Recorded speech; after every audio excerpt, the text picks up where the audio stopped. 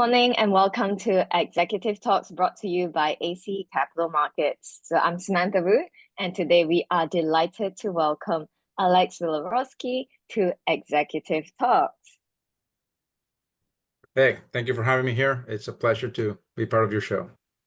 Lovely. So Alexander is an experienced business leader with over 18 years in sales, management, and business strategy. So as the COO of Advanced Physical Therapy in Alaska, he drives business growth, manages operations, and oversees financial strategies. He successfully maintained operations during COVID-19 and increased patient intake by 8% year over year. So Alex, I really want to pick your brain here. So can you tell Go us ahead. how a mechanical engineer from Venezuela ended up in physical therapy in Alaska? Well, first of all, that title and that description sounds nice. I gotta say that if we want to simplify it, I'm putting out fires every day while trying to keep my eye on the future, so that hopefully we'll have less fires tomorrow. Yeah, so I was born in Venezuela. I'm a mechanical engineer. I've always been in contact or worked in industry related to machines, which is more of my field. So I started in automotive at the beginning, then moved to airlines where I managed a couple of airports.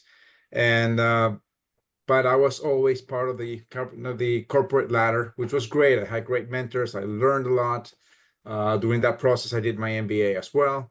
And but there came a time where I really wanted to. I've always been kind of an entrepreneur. I always had side businesses and things going around, and always looking for an additional source of income. And the time came with, and the opportunity also came to move here to Alaska and purchase this group of clinics that have been in operation now for almost 25 years. So the original owners were retiring, were looking to sell, and my brother-in-law, who's a physical therapist, and I decided to jump into on this opportunity. I figured, after working with airports, how hard can a little physical therapy clinic be, right?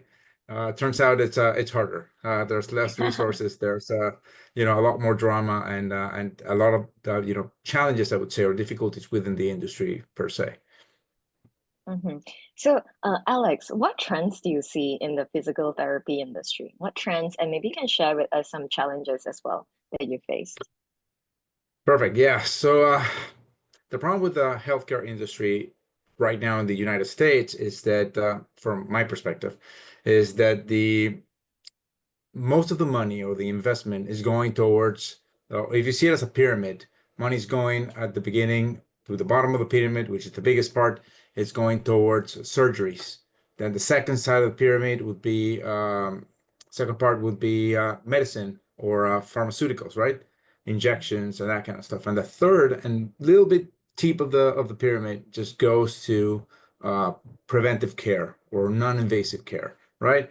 And that's where physical therapy is. And the big issue is that we have to try to change that, turn it around, right? We start with preventive, and then if you need to, we go to medicine, and last resource, we go to surgery, not the other way around. And the trend with that has been that the all of that is preventive care has been, taken off the plate in terms of importance, which means that we get less funds, which means that we get paid less.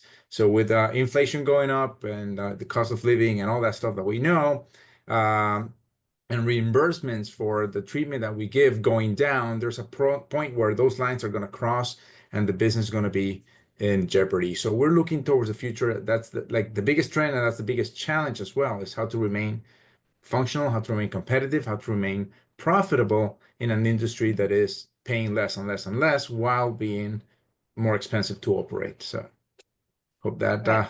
gives you a little panorama of what's going on. And this applies to Yeah, definitely. other kinds of non-invasive or preventive kind of health industries. So, Alex, so how does advanced physical therapy position itself to stay ahead, given what you've mentioned earlier? Yeah, well, trying to maintain quite high quality service, which is actually more expensive, and at the same time, not turning away anybody from any insurance, even though some of them we see at a loss. What we're aiming at doing is that being super efficient in the way we operate, in the way we market as well. We have the benefit that we can do direct access to patients, so we can work closely with the communities and not only depend on doctor referrals.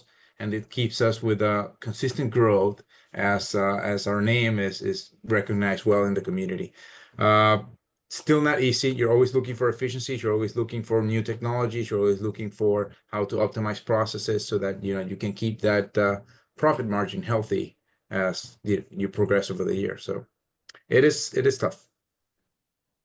Yeah. So I mean, talking about that, how do you approach setting business goals then, right? And in terms of measuring success in a healthcare setting like advanced physical therapy, how do you do that?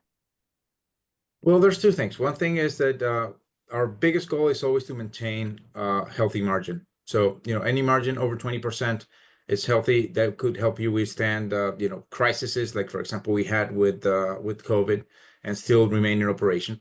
So, that's the biggest goal. So, in that sense, all you need to do is, as you know, is either keep increasing in terms of volume and patient seen, getting better reimbursements, or at the same time, I would say it or, I would say and at the same time, make sure our costs are under control. So we're always keeping a pulse out for what's new in terms of technology and what's going on in the industry so we can remain, at the advantage at the tip of this kind of implementations and hopefully, as we go forward, maintain that the margin within as we keep growing and also maintaining our margin. So, yep. Lovely. So thank you so much for the insights, Alex. No, I'm happy to share it. All right. So we'd love to hear more updates from you. So this is AC Capital Markets. Thank you again for watching.